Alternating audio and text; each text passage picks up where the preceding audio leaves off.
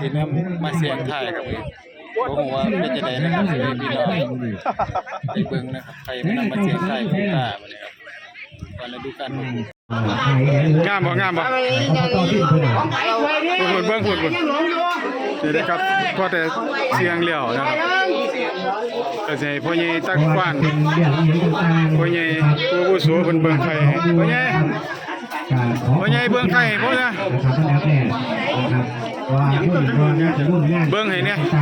เบิ่งให้เนี่ยไข่